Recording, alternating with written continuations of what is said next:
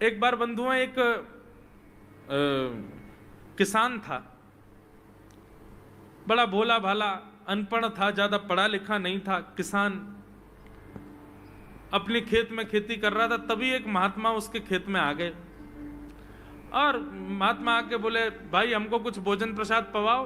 किसान बोला, अरे महात्मा आए भैया, इनको प्रणाम करो।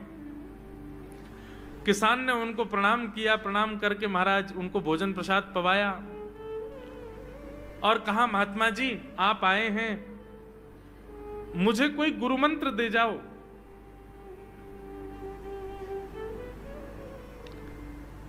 महात्मा जी ने सुंदर गुरु मंत्र दिया, द्वादशाक्षर मंत्र दिया। बोले ये तो बहुत कठिन है, इतना कठिन नहीं, सरल सा दो। अष्टाक्षर मंत्र दे दिया। बोले ये भी कठिन है, कोई और सरल दे दो। महात्मा बोले कुछ नहीं, तुम इतना कृष्ण चंद्र बोल दिया करो बस। कृष्ण चंद्र बोले, हाँ इसी का नाम, जो यही तुम्हारा गुरु मंत्र है।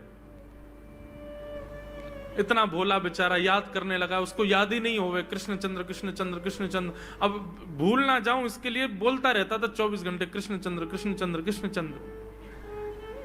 अपने खेत में हल जोत रहा था, कृष्ण चंद्र बोल रहा था। इतने में उसकी पत्नी आ गई, अरे सुनो तुम्हारे लिए भोजन लाई हूं, जल्दी कर लो। बोले कृष्ण चंद्र कृष्ण चंद्र कृष्ण चंद्र। पत्नी पीछे लग गई, पीछे, भोजन तो कर लो, रोटी तो खा लो, ठंडी हो जाएगी। बोले अरे तू पीछे मत पड़, मैं भूल जाऊंगा, गुरुजी ने मंत्र दिया मुझको। पत्नी बोली, अच्छा एक काम करो, आप भोजन कर आओ, तब तक आपके नाम को मैं रट लेती हूं, मैं उसको संभाल लूंगी, पर जैसे ही आप आओगे फिर आपको सुना दूंगी, आप कर लेना। वो ठीक है। बोले क्या बोलना है? बोले कृष्ण चंद्र। पत्नी बोली ठीक है। अब कृष्ण चंद्र बोलने लगी पत्नी, कभी कहीं जाए कभी कहीं जाए, कुछ करे। वो कृष्ण चंद्र बोलते बोलते घसीटे चंद्र हो गया। लौट करके अपने पति के पास, पति बोल, हाँ वो मैं भोजन कर लिया, जल्दी गुरु मंत्र सुना दे मुझको, क्या था मैं तो भूल गया। बोले घसीटे चंद्र। वो उसी से ही हल जोतने लगा, घसीटे चंद्र घसीटे चंद्र घसीटे चंद्र। आकाश में वैकुंठ में बैठे हुए वैकुंठनाथ भगवान प्रसन्न हो गए और प्रसन्न होकर के बोले, लक्ष्मी जी हम जा रहे हैं। बोले कहां? बोले एक किसान का उद्धार करने जा रहे हैं, उसको वैकुंठ लेके आएंगे। लक्ष्मी जी बोली, आपका अशुद्ध नाम बोल रहा है वो, आपका अशुद्ध नाम उच्चारित कर रहा है वो, और आप कह रहे हो कि इसका कल्याण करूंगा मैं। ठाकुर जी बोले, देखो नाम भाव कुभाव अनख आलसहु, नाम जपत मंगल दिश। नाम कैसे भी जपे कोई दोष नहीं है, बस भाव मेरे प्रति होना चाहिए। वो नाम भले ही गलत जप रहा है, लेकिन उसके हृदय में तो मैं ही हूं ना। और एक बात बताऊं लक्ष्मी जी आपको। बोले क्या? बोले ये घसीटे चंद्र अशुद्ध नहीं है, मेरा नाम है ये भी। बोले क्यों? बोले जब हम छोटे थे तो बाल लीला कर रहे थे ब्रज में, यशोदा मैया खूब नहलाती धुलाती और बढ़िया सुंदर श्रृंगार करती, लेकिन हम पूरे नंद भवन में घुटमुन चल चल के कभी नीचे लुढ़क करके कभी ऊपर गिर के सब माला तोड़ लेते, अस्त व्यस्त वस्त्र कर लेते, घुंघराले केशों की ऐसे भुज्जा बना लेते, ऐसा रूप बना लेते। यशोदा मैया बोली, आओ मेरे खसीटे चंद्र। सुबह कृष्ण चंद्र बना के भेजती हूँ, खसीटा चंद्र बन के आता है शाम को। तो बोले तब यशोदा मैया ने हमारा नाम रखो खसीटे चंद्र। तो इसलिए शुद्ध नाम है। तो ठाकुर जी के बहुत सारे नाम हो गए, कनुआ, गोपाल, गोविंद, माधव, कन्हैया।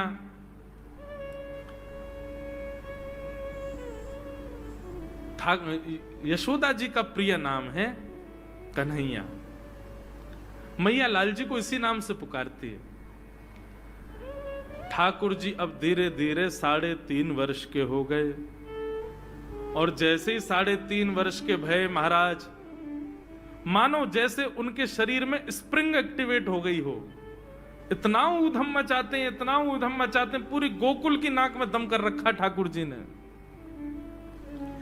यशोदा मैया ने लाल जी को नूपुर पहना रखे। सवेरे जैसे ही ठाकुर जी उठते हैं, नूपुरों की आवाज आती है तो यशोदा मैया तुरंत रसोई घर से दौड़ के जाती है लाला के पास। लेकिन ठाकुर जी इतने चतुर हैं, यमुना तट पर जाते हैं और नूपुरों में बालू भर लाते हैं कि कल नूपुर आवाज नहीं करेंगे, सुबह उठ के हम घर से भाग जाएंगे कहीं और, मैया को पता ही ना चलेगी। ऐसा उदम मचा में। श्री सुखदेव जी वर्णन कर रहे हैं, श्रृंग्यग्निड्यम शशि जल द्विज कंटकेभ्य क्रीडा परावति चलौ स्वसुतौ निषेद्धुम् गुह्यानि कर्तुमपि यत्र न तज्जनयो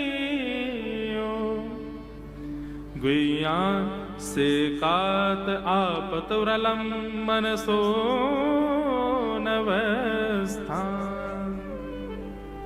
सुखदेव जी वर्णन कर रहे हैं, राजन अब ठाकुर जी वो लीला कर रहे हैं जिस लीला पर देवताओं को भी विश्वास नहीं हो रहा है। ऐसी लीला ठाकुर जी कर रहे हैं कि किसी को भरोसा ही नहीं हो रहा कि जगत नियंता जगदाधार ये कर सकता है।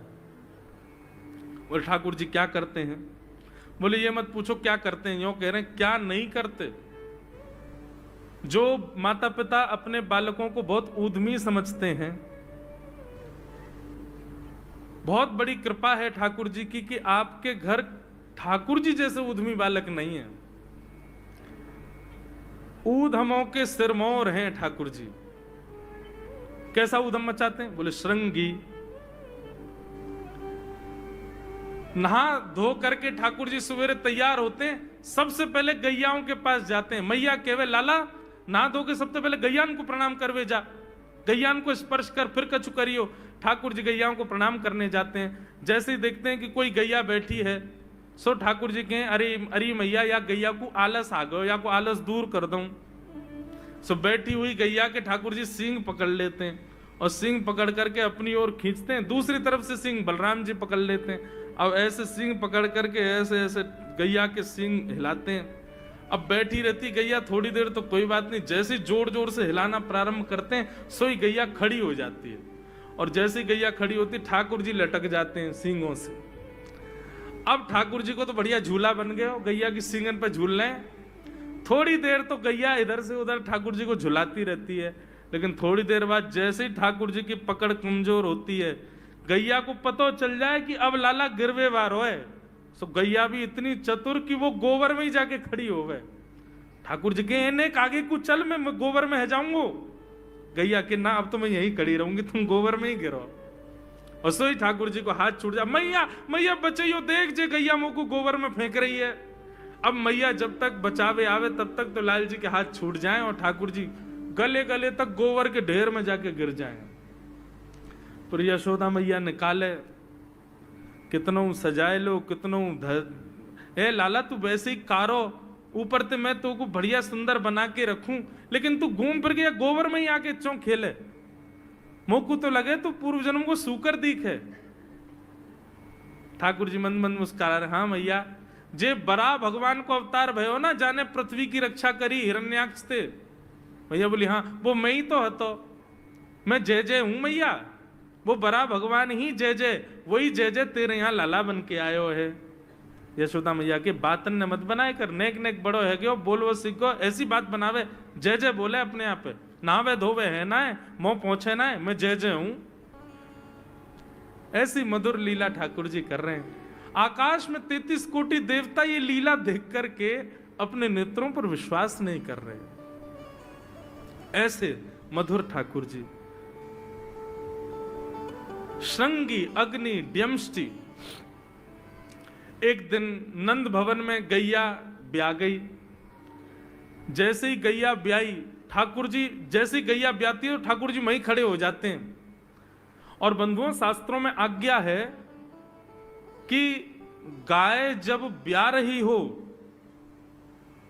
बछड़े को जन्म दे रही हो या बछिया को जन्म दे रही हो, उस समय गैया जो होती है वो दो मुखी हो जाती है। एक मुख तो सामने है और जब जन्म देती है तो बछड़ा या बछिया उसका मुख जब बाहर आता है तो दो मुखी हो जाती है। ऐसी दो मुखी गैया की जब आप परिक्रमा करते हो तो पूरे ब्रह्मांड की परिक्रमा का फल प्राप्त होता है।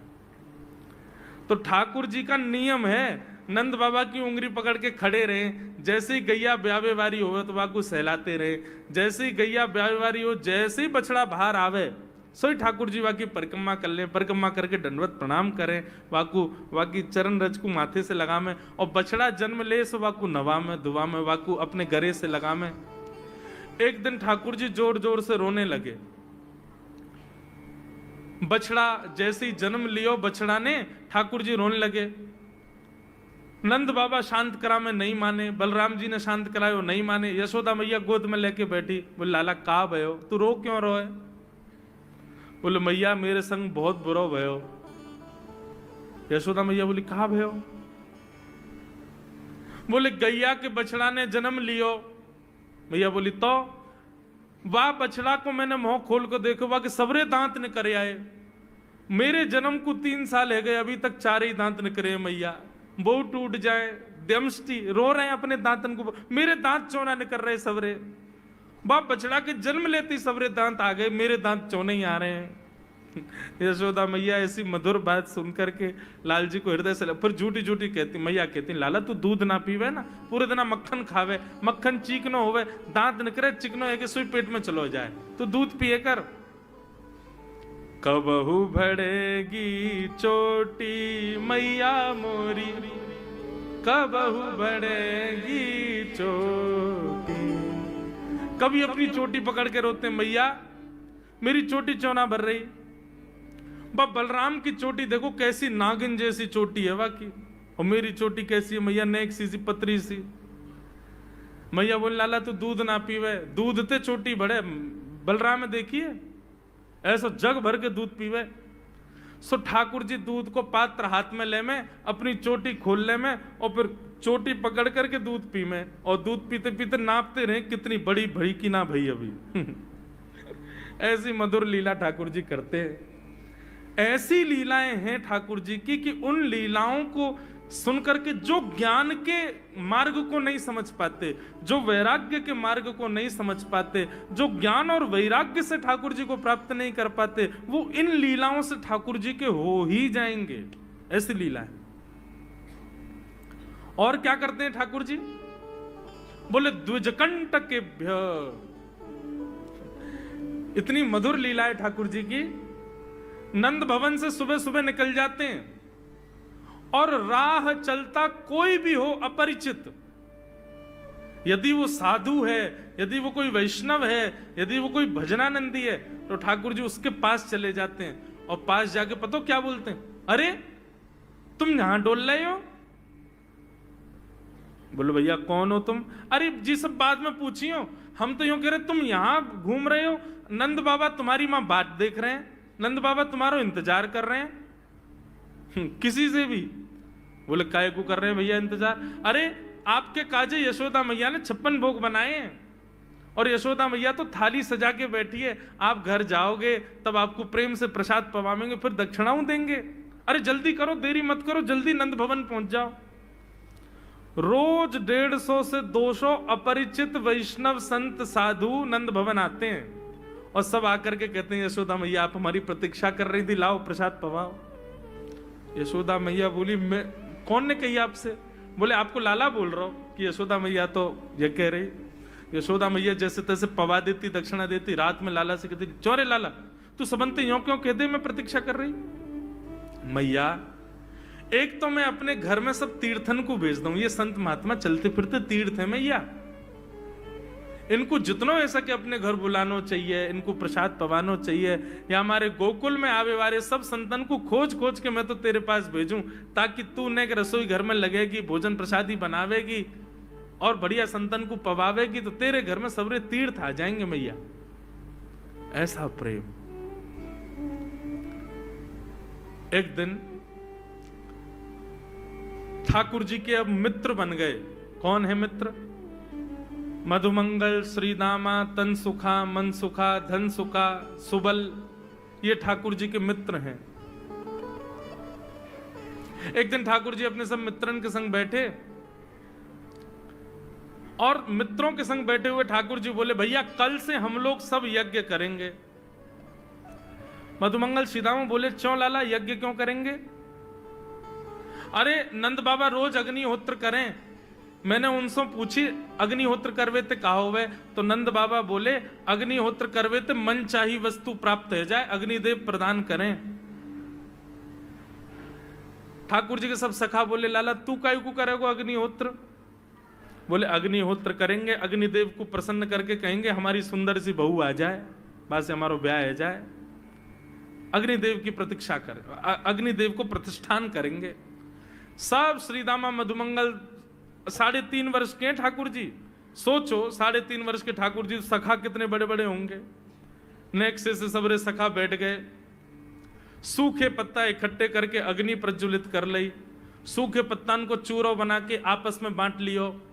ठाकुर जी आचार्य बन के बैठ गए और बोले सुनो मैं मंत्र बोलूंगा और जैसे ही कहूं स्वाहा सबरे डालियो, और नेक भी यदि तुमने चूक करी ना, नेक भी मैंने स्वाहा बोली और तुमने नहीं डालो तो फिर मोते मत कहियो। यदि तुम्हारी पत्नी काणी आ जाए, एक हाथे लूली आ जाए, लंगड़ी आ जाए तो समय पर स्वाहा करना पड़ेगा।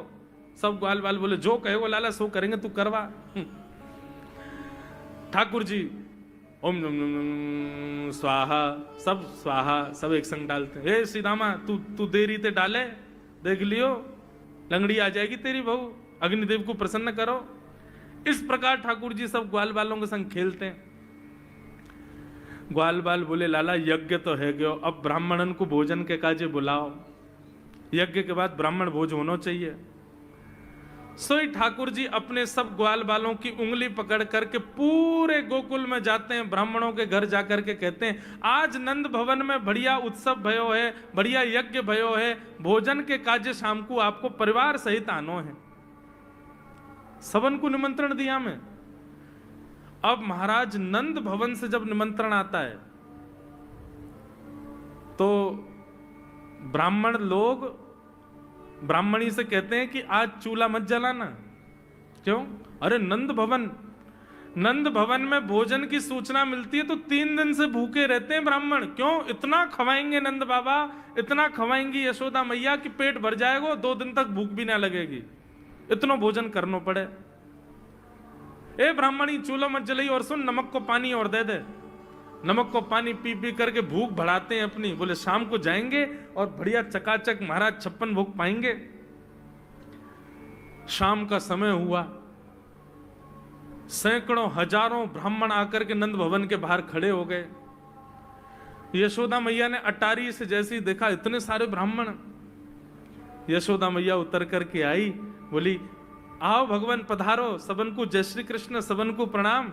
जे बताओ आज मेरे द्वार पर आप सबन को एक साथ आने को कारण कहा है? किसी को निमंत्रण देकर के और फिर पूछो कारण क्या है, बड़ा अजीब लगता है। किसी को आपने बुलाया भोजन पे, वो बेचारा आ गया, फिर आप कहो बताओ भैया कैसे आए, कितना अजीब लगे। ब्राह्मण बोले मैया तुम हम तो पूछ रही हो या बात है? अरे सवेरे तो भूखे प्यासे बैठे हैं, जल्दी भोजन पवाओ। आपके यहाँ यज्ञ भयो, यज्ञ की पूर्ण आहुति की प्रसादी पावे आए हैं, और काहे क्यों आए हैं? यशोदा मैया बोली कौन सा यज्ञ, कब भयो यज्ञ, कौन सी पूर्ण आहुति? ऐसा कछु ना भयो हमारे यहाँ, आप लोगन को कोई गलत जानकारी मिली है, कौन ने कही आपते? ब्राह्मणों के नेत्रों में आंसू आ गए। बोले मैया एक तो हम सवेरे से भूखे, ऊपर से ब्राह्मणी से मना और करे आए कि तू चूल्हा मत जलाइयो। ब्राह्मणी भी बात निहार रही है कि डिब्बा में लेके आएंगे हमारे काजे भी भोजन। खाली हाथ गए तो ब्राह्मणी डांटेगी अलग। मैया तेरो लाला सवेरे सवेरे आयो और सब ग्वाल बालन के संग आके हमसे कह के गयो यज्ञ भयो, यज्ञ की पूर्ण आहुति में भोजन करवे सबन को आनो है, हम तो यही मारे चले आए। यशोदा मैया बोली या लाला ते कैसे बचूं मैं, पूरे दिना कम से कम 2-2.5 हजार लोगन को निमंत्रण ऐसे ही देते रहे। यशोदा मैया बोली आपकी व्यवस्था करूं, लेकिन पहले या लाला को तो देखूं मैं, है कहां ये? नंद भवन के पीछे बगीचा में ठाकुर जी अपने सब ग्वाल बालन के संग खेल रहे। यशोदा मैया गई, जाकर के बुलाए, ए लाला, ओ कन्हैया यहाँ पे आ। ठाकुर जी ने जैसी देखी यशोदा मैया बुला रही है, लेकिन यशोदा मैया के संग जे कौन खड़े हैं? ए श्रीदामा मधुमंगल। बोले हाँ ये तो सांची में आ गए सबरे ब्राह्मण, हम तो ऐसे खेल खेल में निमंत्रण दे के आए इनको। मैया बहुत मारेगी भैया, मैं अकेला नहीं जाऊंगा, तुम भी चलो मेरे संग, यदि मुंह में एक थप्पड़ पड़ो तो तुम मुंह पड़वाऊंगा, मैया बहुत मारेगी आज। और मधुमंगल श्रीदामा जबरदस्ती उनको हाथ पकड़ के ठाकुर जी ले गए। हाँ मैया बता, कहा कह रही? मैया ने कान पकड़ो, है रे लाला, जो जो बड़ो है तो जा रहा हो, तेरे उधमन की सलना है पड़े। काकियो तेने? बोले काकियो मैंने। ये सब कौन है? मोह का पतो कौन है? मैं ना जानू मैया इन्हें। बोले जे सब रे ब्राह्मण है हमारे गोकुल के, और सब यूं कह रहे हैं तेने इनके घर जाके इनको सबन को निमंत्रण दियो, यूं कहीं हमारे यहाँ यज्ञ भयो आकर के आप सबन को भोजन पानो है। मैया तेरी सौगंध खा के कह रहा हूं, मुझको तो जीव ना पता इनको घर कौन सी गली में, झूठ बोल रहे हैं सब रे, मैंने निमंत्रण ना दियो। ब्राह्मण सब बोले मैया देखो कैसो सफेद झूठ बोल रहे हैं आपके आगे। मैया बोली सच बता, तेने निमंत्रण क्यों दियो? तब ठाकुर जी बोले मैया बताऊं? बोले बता। बोले हम खेल खेल को यज्ञ कर रहे, वाह यज्ञ में सामग्री नहीं, वाह यज्ञ में मंत्र बोलवे वाले भी ना है, वाह यज्ञ में कोई ब्राह्मण भी ना हो, हम आपस में ही सब यज्ञ कर रहे। भाई यज्ञ के बाद ये मधुमंगल बोलो ब्राह्मण भोजन होना चाहिए, तो हमने इन ब्राह्मणों को न्योता दे दियो। मैया बोली अब ये ब्राह्मण आगे कहां पवाऊं? बोले मैया देख सीधी बात है, या में ज्यादा चिंता करने की कोई बात ही ना है। जब बिना मंत्र के, बिना ब्राह्मणन के, बिना यज्ञ सामग्री के हमारो यज्ञ है सके, तो ऐसे ये भी खाले खाली दोना लेके बोलते हैं हाँ भाई रसगुल्ला बहुत बढ़िया बनो है, ये देखो ओ हो मोहन थार तो बहुत ही बढ़िया बनी है, सब्जी ते पूरी कितनी बढ़िया लग रही है, खाली पत्तल लगा दे, खाली दोना लगा दे, और भाव से ये लोग भी पालेंगे है क्यों भोजन, भाव को यज्ञ भाव को भोजन। ब्राह्मणों को बंधुओं गुस्सा, ठाकुर जी की लीला पे किसी को क्रोध नहीं आता, सब हंस जाते। पर यशोदा मैया आधी रात में रसोई बनाती है, सब ब्राह्मणों को पवाती है, और इतना बनाती है कि उनके घर भिजवाती है। मैया बोले लाला इतना काम करावे। बोले मैया तू बैठी बैठी ना मोटी है गई है, या हमारे मुंह को लगे तू पूरे दिन लगी रहकर रसोई में कछु कछु बनाती रहकर। ऐसी ठाकुर जी की मधुर लीला। बंधुओं भगवान ने चोरी क्यों की? अभी तक चोरी शुरू नहीं हुई ठाकुर जी की। अब ये चोरी का प्रसंग कैसे प्रारंभ होता है? एक दिन ठाकुर जी अपने ग्वाल वालों के संग खेल रहे थे, तो ठाकुर जी ने ऐसे खेल खेल में श्रीदामा को धक्का दिया, श्रीदामा गिर गया, बहुत जोर से रोया। ठाकुर जी बोले अरे भैया शांत है जा, लग गई, अरे ठीक है अब शांत है जा, लेकिन श्रीदामा शांत नहीं हुआ। ठाकुर जी बोले तुम कैसे हो? गोकुल में रह में हम, गोकुल को मतलब है जहां हर घर में 1000 गैया, उसका नाम है गोकुल। इतनी गैयान को दूध घी दही सब हमारे घर में होवे, अरे खा पी के ने बढ़िया अपनी शरीर को बनाओ, खेल खेल में लगती रहे, इतना रोवे को कहा मतलब है? तो श्रीदामा क्रोध में भर के बोला तू तो राजा को बेटा है लाला, तो को मक्खन खावे को मिले, घी खावे को मिले, दही पीवे को मिले, हम लोग तो बेचारे गरीब ब्रजवासी हैं, हम लोग जितना दूध घी दही बनावे सब कंस के लोग ले जामे हमारे यहां से। कंस ने ब्रजवासीन के ऊपर कर लगा रखो है, टैक्स लगा रखो है, कहा कि प्रत्येक ब्रजवासी को इतनो मटका भर के घी दूध दही सब मथुरा भेजना पड़े, हम लोग घर में ना रख सकें, क्योंकि कंस के सिपाही जब आके हमारे घर की तलाशी करें, यदि इतने मटका हमारे घर को प्रसारित हैं, वहां से ज्यादा यदि हमारे घर में मिल गए तो मृत्यु दंड होगा हमारो। समझ रहे हैं बात? कंस ने पूरे ब्रजवासियों को कह रखा है कि हर घर में 4 मटकी से ज्यादा नहीं होनी चाहिए, उससे अधिक आने वाला दूध घी दही ये सब मथुरा भेजना है। और यहां हर ब्रजवासी के यहां 1000 गैया, और 1000 गैयाओं का जितना दूध घी दही होता है उसमें से 4 मटकी केवल घर में रहती हैं, बाकी सब मथुरा भेजना पड़ता है। या मारे लाला हम लोगन को खावे पीवे को ना मिले, तू तो राजा को बेटा है, तेरे नंद बाबा तो गोकुल के राजा हैं, या मारे तो को तो खूब छूट है, हम लोगन को छूट ना है। ठाकुर जी बोले ये बात है? बोले हाँ। ठाकुर जी बोले मेहनत करें हम, गैया को पाले हम, गैया को घास खवाएं हम, गैया की सेवा करें हम, और दूध पीवे को वो राक्षस कंस।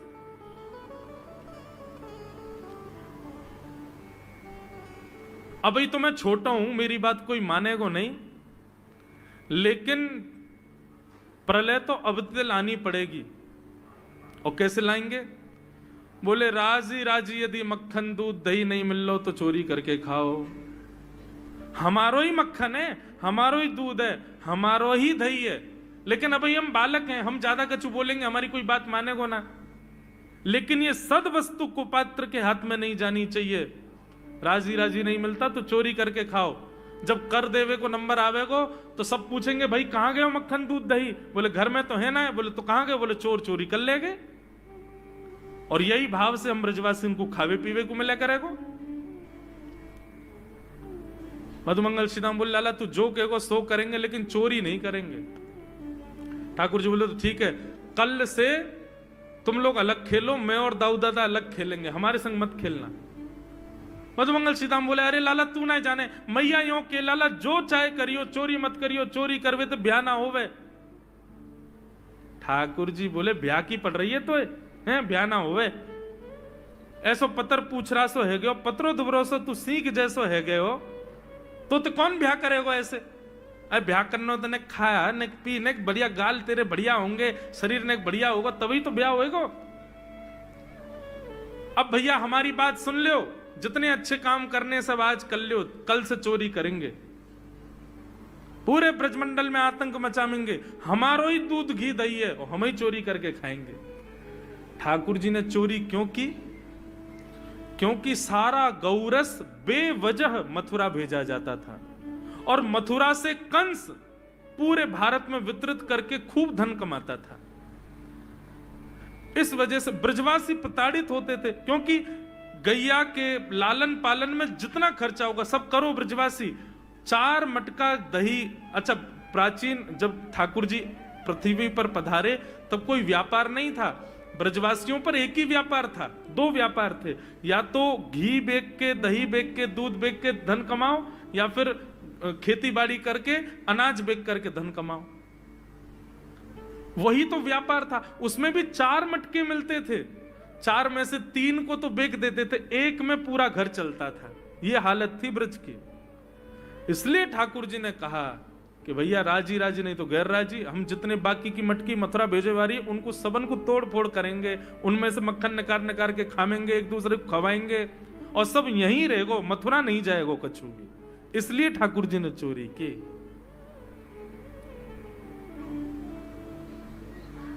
ठाकुर जी बोले प्रैक्टिस मेक्स मैन परफेक्ट। सबसे पहले प्रैक्टिस अपने घर में ही कर लें कैसे करनी है चोरी।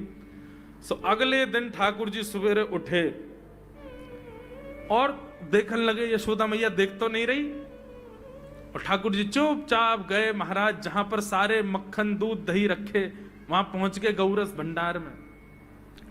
और गौरस भंडार में एक मटकी के ऊपर से ढक्कन हटाए करके जैसे ही ठाकुर जी ने हाथ बोर के पानो प्रारंभ किया, सामने एक खंबा था, उसमें मणि लग रही थी। आज पहली बार 3.5 वर्ष की आयु में ठाकुर जी ने अपना प्रतिबिंब देखा, पहली बार अपने आप को देखा दर्पण में। बंधुओं, बच्चों को शीशा नहीं दिखाते, छोटे बच्चों को तो दिखाते ही नहीं, और 3-4 वर्ष तक भी बालक को अपनी शक्ल थोड़ी देखता है वो। अब इसके पीछे कारण बहुत सारे बताए जाते हैं, परंतु हमें तो लाल जी से मतलब, लाल जी का क्या है? ठाकुर जी ने जैसे ही प्रतिबिंब में अपने रूप को देखा, अपने रूप को देख करके ठाकुर जी बोले हो तू भी आयो यहां चोरी करवे। अपने आप से ही बात कर रहे हैं ठाकुर जी। अरे मैंने कही तो हती अपने अपने घर में चोरी करनी है, तू दारी के मेरे घर में आगो चोरी करवे। ठाकुर जी अपने प्रतिबिंब से बात कर रहे हैं। अब गौरस भंडार में ठाकुर जी की आवाज गूंज रही थी और वो गूंजते हुए रसोई घर में जा रही थी। रसोई में मैया ने सुनी, बोले ये लाला कहां ते बोल लो है, उठ गयो कन्हैया, मुझको पतो भी ना चली, नूपुरन की आवाज ना आई। मैया दौड़ करके गई तो देखा ढूंढते ढूंढते गौरस भंडार में ठाकुर जी अपने प्रतिबिंब से बात कर रहे हैं। कितनी सुंदर झांकी है ठाकुर जी की। ठाकुर जी मक्खन पा रहे हैं। बोले अच्छा, अब आ तो गए हो यहाँ पे, लेकिन सुन, चुपचाप चोरी करके भाग जाइयो, मेरी मैया बहुत मारेगी तोकू। बाकू यदि पतो चल गई तू चोरी कर रहा है तो को उखलते मान देगी, मेरी मैया बहुत मारेगी, चुपचाप चोरी कर और निकल ले यहाँ से।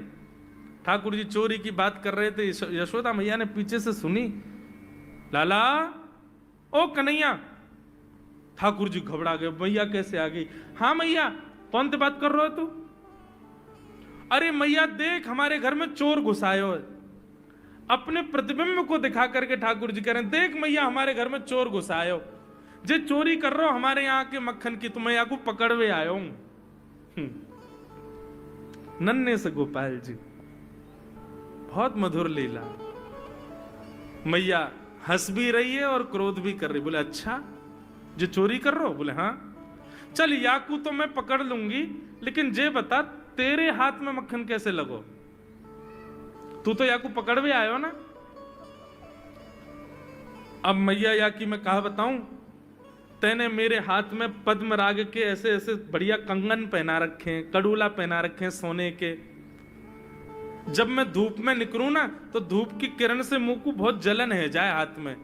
तो कल मेरे सखा मधुमंगल ने मुझसे कही, बोले लाला जे जलन तेरी दूर रह जाएगी, तू मक्खन में हाथ बोर लियो अपनो, सोई तेरी जलन दूर रह जाएगी। या हमारे मैया जलन हटावे के काजे मैंने हाथ बोरो है। मैया बोली अच्छा, चल लाला यहां तो तेरे जलन है रही और यहां मक्खन कैसे लगो? ठाकुर जी बोले मैया मैं अपनी जलन दूर कर रहा हूं, इतने में जन कहां एक मक्खी आके मेरे मुंह पे बैठ गई। बाकू उड़ावे के काजे मैंने जैसे मुंह पे हाथ किया, सो मक्खन मेरे मुंह पे लग गो। मैया बोली लाला तू चोरी भी करन लगो और अब झूठ भी बोलन लगो मुझसे। मैया ने गोदी में बैठा लिए लाला। बोले लाला तू चोरी नहीं करेगो, तू मेरी सौगंध खा, तू आज के बाद चोरी नहीं करेगो। ठाकुर जी बोले ना करूंगा मैया, लेकिन एक वचन दे। बोले कहा चाहिए वचन में? बोले पहले वचन दे, जो मांगूंगा सो देगी। मैया बोली जो मांगेगा सो दूंगी, चोरी छोड़ दे। बोले सौ खाऊं पर घर ना जाऊं मैया, अब ना करूंगो चोरी, अब ना करूंगा मैया। पर सांची कह कब लावेगी, मोकू तू दुल्हन गोरी। भैया मैं चोरी छोड़ दूंगा, आज तो ही बंद, पर यूं बता मेरा ब्याह कब करावेगी? मैया बोली लाला तू अभी नेक सो तो है, छोटो सो तो है, नेक बड़ो है, जा फिर तेरा ब्याह कर दूंगी। और ये ब्याह की तू कौन सिखावे तो को ब्याह की बात? बोले मैया ये श्रीदामा मुंह को भरतो रहे पूरे दिन, तू ब्याह कर ले, तेरी उम्र है गई, बुढ़ापा आ जाएगा। मैया बोली आप मधुमंगल है तो मैं बताऊंगी, है 3.5 बरस के छोरा तो कह रहा हूं बुढ़ापा आ जाएगा। अभी खड़ो है वो सीखो, अभी बोलना सीखो, यानी दांत भी पूरे ना आए और ब्याह की बात करे।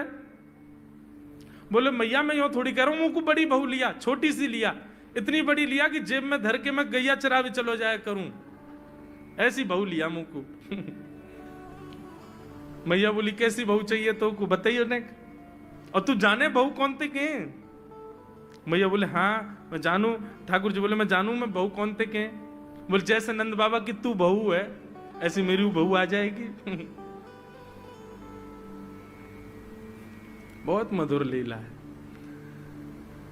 ऐसी ठाकुर जी लीला करते हैं। ठाकुर जी ने ग्वाल वालों से कहा भैया मिशन फेल हो गया, घर में तो चोरी नहीं कर पाए हम, अब दूसरे इनके घर में दावे बोलो।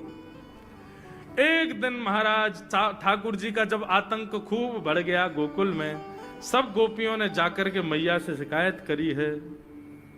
वत्सान मुंचन क्वचित समय क्रोश संजात हास, स्तेयं स्वाद्वद्धिपयः कल्पितैस्तेययोगै, मरकान् भोक्षन् विभजति सचेन्नात्रिभाण्डं भिनत्ति, द्रव्यालाभे सग्रह कुपितो यात्युपक्रोशतो कान्।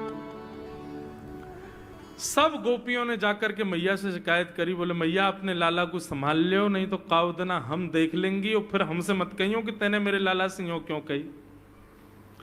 मैया बोली कहा क्यों मेरे लाला ने? गोपी बोली ये बस सुन लो और यूं बताइयो कहा ना करे तुम्हारो लाला। देख वे मैं 3.5 बरस को है, बाकी पेट में इतनी बड़ी बड़ी दाढ़ी है बाकी।